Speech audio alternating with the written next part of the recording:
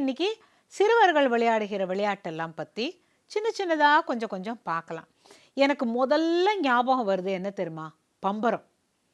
இந்த வெயில், வேகாத வெயிலில் வீட்டுக்குள்ளேயே இல்லாத பசங்க எல்லாம் இந்த பம்பரமும் சாட்டையும் வச்சுக்கிட்டு ரோடு பூரா நீங்கள் எங்கே பார்த்தாலும் ஒய் ஒய் ஒயின்னு சுற்றிக்கிட்டே இருப்பாங்க. உடனே அப்பிட்டும்பாங்க, அதை தூக்கி கையில் வச்சுப்பாங்க. அங்கேருந்து இன்னொருத்தருக்கு டிரான்ஸ்ஃபர் வேறு. அப்புறம் பம்பரத்தால் ஆக்கர் பம்பரம் போட்டு அடித்து அதை உடச்சி, இதெல்லாம் ஒரு அருமையான ஒரு விளையாட்டு விளையாடி இருக்கிறாங்க அந்த காலத்தில். சரி, இப்போ இதெல்லாம் பெண்களுக்கு எப்படி விரலுக்கு நல்ல பலம் கொடுக்குமோ அதே போல தான் ஆண்கள் பம்பரம் ஆடினதெல்லாம். இதை நம்ம நாட்டில் இருக்கிற பம்பரத்தோட ஷேப் தாங்க அழகாக இருக்குது. வெளிநாட்டிலலாம் இருக்குது. அது இந்த மாதிரி ஜாட்டையை வச்சு சுற்றி அப்படி கீழெல்லாம் விட மாட்டாங்க. அவங்க எப்படி விடுவாங்கன்னா, ஒரு கன் மாதிரி ஒன்று இருக்கும், அதில் கயத்தை கட்டி அந்த கயத்தை இழுத்து விட்டுருவாங்க, அது பாட்டு சுற்றிட்டுருக்கும்.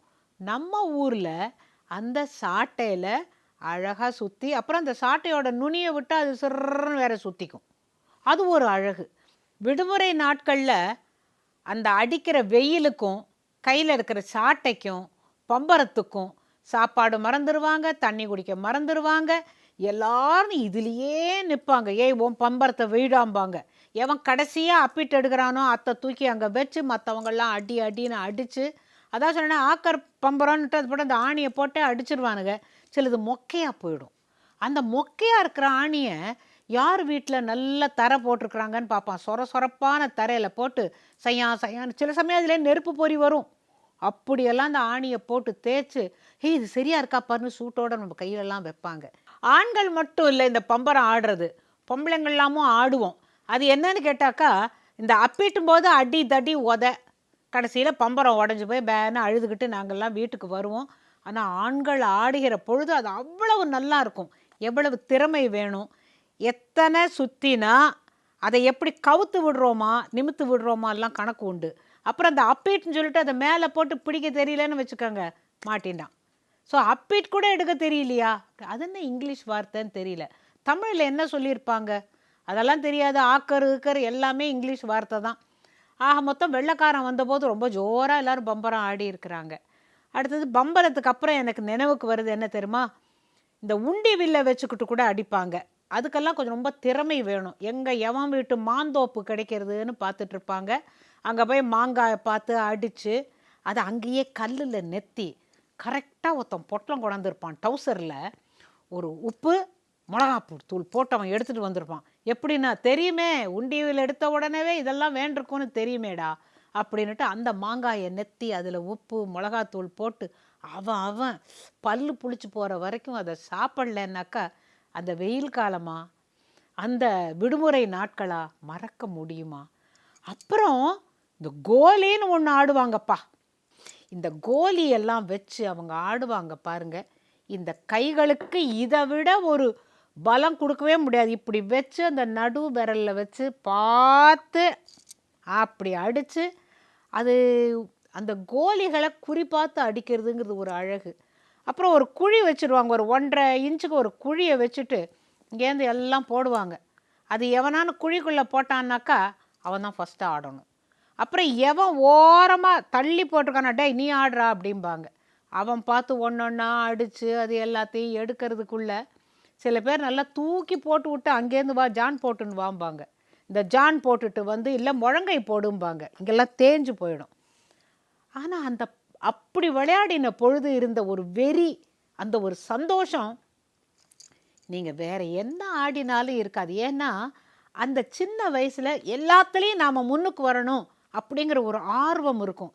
எல்லா கேம்லேயும் ஒத்தனே ஜெயிக்க முடியுமா? ஜெயிக்கணும்னு பறப்பாங்க பாருங்க. அப்புறம் கோலின்னு ஒன்று ஞாபகம் வந்திருக்கும், கலர் கோலி. அதில் கோலியை அடித்து இந்த வட்டம் போட்டு அதில் அடித்ததெல்லாம் எனக்கு அப்படின்னு சொல்லிட்டு அவன் வீட்டுக்கு இவ்வளோ கோலி எடுத்துகிட்டு போவான். அப்புறம் இவனுக்கு இரவல் தருவான். நீ எனக்கு கமர்கட்டு கடலை மிட்டாய் வாங்கி கொடுத்தா நீ இந்த கோலியை திருப்பி தர வேண்டான்னு. அங்கேயே அப்போவே இந்த லஞ்சம்லாம் நிறைய இருந்திருக்கு. ஆனால் விளையாட்டா அது ஒன்றும் தப்பு இல்லைங்க, சந்தோஷமாக. சதுர பேந்தா, வட்ட பேந்தா எல்லாம் ஞாபகம் வருதா? ராஜா ராணி, எவ்வளவு விதமாக கோலி ஆடி இருப்போம். அப்புறம் இன்னொரு விளையாட்டு கூட இந்த ஆம்பளை பசங்களுக்கு ரொம்ப பிடிச்சது என்னன்னு கேட்டால், முதல்ல கீழே உட்காந்துக்கிட்டு 2 காலையும் நீட்டிட்டு தாண்டு அப்படிம்பாங்க. இது என்ன பெரிய வித்தையா? தாண்டிடுவான். கையை எப்படி வச்சுக்கிட்டு தாண்டு. அதாவது ஹை ஜம்ப், இன்னைக்கு நம்ம போல் வால்ட்டு அது இதெல்லாம் சொல்கிறோமே, ஹை ஜம்பெல்லாம் ஓடி வந்து போல் வால்ட் இது பண்ணி அப்படி தாண்டி குதிச்சு நம்ம ஊரில் ஆடாததா? ஆனால் அதுக்கு பேர் வேற, பச்சை குதிரை. குதிரையில் பச்சை கிடையாது. இது பேர் ஏன் பச்சை குதிரை? அது ஒரு ஆராய்ச்சிக்குரிய விஷயம். இப்படி கையை நீட்டிட்டு தாண்டும்பாங்க. அப்புறமா குனிஞ்சுக்கிட்டு தாண்டுனாக்கா அது வரிசையாக நிற்கும். எல்லாம் அவன் முதுகில் கையை ஊனிக்கிட்டு டபக்கு டபக்கு டபக்கு அதில் தடுக்கி விழுறதும் உண்டு. அந்த வயசில் தான் பல்லு விழும். இவன் பச்சை குதிரை தாண்டி பல்லு உடஞ்சி போச்சுன்னு சொல்லிட்டு அப்புறம் அங்கேயே ஒரு குழி தோண்டி அந்த பல்லை புதைச்சிருவான். ஏன்னா வானம் பார்க்கக்கூடாதான். ஏங்க பல்ல வந்து வானம் இப்போ எல்லாரும் பார்க்குறாப்புல சிரிக்கிறோம். ஆனால் அப்போ பல்லு விழுந்தா வானம் பார்க்கக்கூடாது. ஏன் வானம் பார்க்கக்கூடாது? இதெல்லாம் மூட நம்பிக்கை. அந்த காலத்தில் அது ஒரு சந்தோஷமாக இருந்தது இல்லை? இந்த பச்சை குதிரை தாண்டுறது ரொம்ப அழகு. நாங்கள்லாம் வந்து நின்னோன்னாக்கா வீட்டில் உதவிடும். பாவடையை கட்டிட்டு என்ன பச்சை குதிரை தாண்டுறது, போ உள்ள அப்படிம்பாங்க. ஏன்னா அது நல்லாயிருக்கும். டமால் டமால் டமால் டமால்னு தாண்டுறது. அதுவும் ஒத்தொத்தம் அங்கேருந்து வந்து அப்படியே தொடாமல் கூட அப்படியே தாண்டி குதிச்சிருவோம். பெரிய வீரன் அப்படின்னுட்டு. வேட்டி கிழியும். வேட்டி கட்டிட்டு வந்து ஆடுறவனுக்கு வேட்டி கிழியும். டவுசர் போட்டிருப்பாங்க. இந்த டவுசர்ன உடனே ஞாபகம் வருதுங்க. அந்த காலத்து போலீஸ்காரர்லாம் அவரை விட 3 பங்கு அகலமான ஒரு பேண்ட்டு போட்டிருப்பார். அது பாட்டுக்கு இங்கேருந்து தொடையிலேருந்து இங்கேயும் கஞ்சி போட்டு இவ்வளோ நீளம் இருக்கும். அதுபோல தான் டவுசரும் இப்போல்லாம் டைட்டாக போடுறாப்புல இல்லை, லூஸாக பசங்க போட்டிருப்பாங்க. இந்த பாக்கெட் இங்கே கிழிஞ்சிருக்கும். அதில் இருக்கிற அழுக்கு அது எந்த சோப் போட்டாலும் போகாது. ஏன்னா அப்படி மண்ணில் விழுந்து புரண்டு என்ன ஒரு காலம் இல்லை. நிஜமாவே சொல்கிற பொழுதே எனக்கு இவ்வளவு சந்தோஷமாக இருக்குது. அதுவும் இந்த பம்பரத்தை பார்க்க பார்க்க பார்க்க அவ்வளவு சந்தோஷமாக இருக்குது. கோலியை கையில் வச்சு அப்படி உருட்டினாலே உண்மைதாங்க.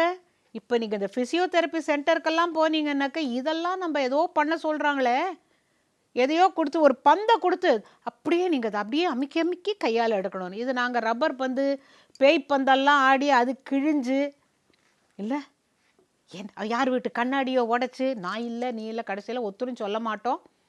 கடைசியில் அவங்க வந்து எந்த பய உடைச்சான் அவன் பல்ல உடைக்கிறவன், அவன் ஏற்கனவே பல்லு உடஞ்சவனாக இருப்பான். ஆனால் அதெல்லாம் எங்களுக்கு இந்த சின்ன சின்ன விஷயங்களில் ஒரு சந்தோஷம். அந்த சந்தோஷம் இன்றைக்கி ஒரு 1,00,000 ரூபாய் கொடுத்தாலும் கிடைக்காது.